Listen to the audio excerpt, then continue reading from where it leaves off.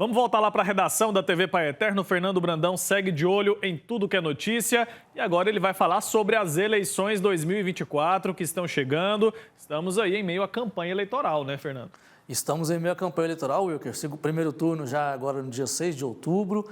Na semana que vem já começam aí as campanhas no rádio, na televisão, e as campanhas eleitorais já estão aí na internet, né? Desde semana passada, a gente está falando sobre isso inclusive. Então já está todo mundo aí já se mobilizando para se eleger, né? Os candidatos a prefeito e vereador, e os eleitores com certeza precisam sim estar por dentro para ele escolher melhor os candidatos. E eu trago uma curiosidade sobre esse processo eleitoral desse ano, viu, Wilker?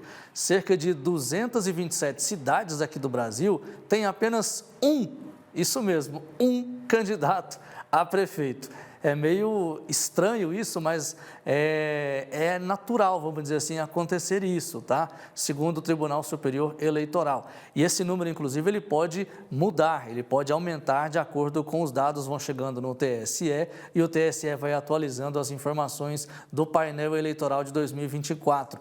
227 cidades com apenas um candidato a prefeito. E eu destaco aqui uma dessas cidades, a cidade paulista de Brotas. Brotas, para quem não conhece, é a terra natal da dupla sertaneja João Paulo e Daniel, por exemplo. Então nós temos aí a cidade com um pouco mais de 23 mil habitantes, segundo dados do Instituto Brasileiro de Geografia e Estatística. Então a cidade tem apenas um candidato a prefeito. Igual ela, outras 226 cidades nessa situação.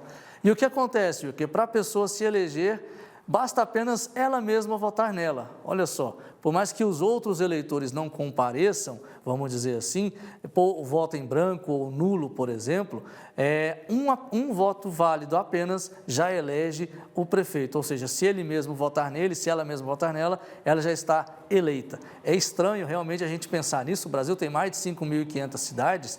Aqui em Goiânia, por exemplo, a gente tem mais de 1.500.000 habitantes, né? Então sempre temos segundo turno e em outras cidades aqui do Brasil, mas é realmente estranho a gente imaginar que existe no Brasil isso, né? Mas com mais de 5.500 cidades, há cidades que estão nessa situação de apenas um candidato a prefeito. E claro, tem os benefícios, vamos dizer assim, de candidaturas assim, né? Que você gasta menos dinheiro na campanha, mas é claro, é preciso também falar quais são os projetos que esse candidato, que essa candidata tem para a cidade. Não é porque ele está praticamente eleito, vamos dizer assim, que ele vai simplesmente deixar o eleitor dele na mão, né, Wilker? A gente precisa cobrar isso não somente de candidatos nessa situação, mas de todos os outros candidatos, plano para governar aquela cidade, quais são os projetos em áreas como saúde, educação e tudo mais, para que o eleitor vote de forma consciente, mesmo sabendo, nesses casos, por exemplo, em que há apenas um candidato a prefeito ali, né?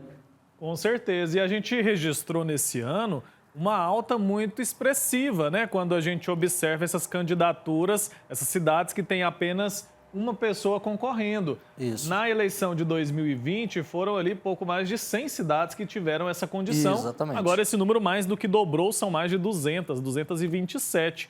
Quando eu te chamei para conversar comigo, eu falei que você ia tratar sobre campanha eleitoral, então vai ter gente que não vai nem ter que fazer campanha.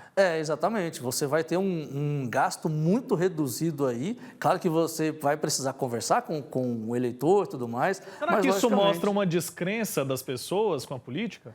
Eu acredito que também tem esse ponto, viu? Que infelizmente tem isso também. Mas são cidades que geralmente têm população menor.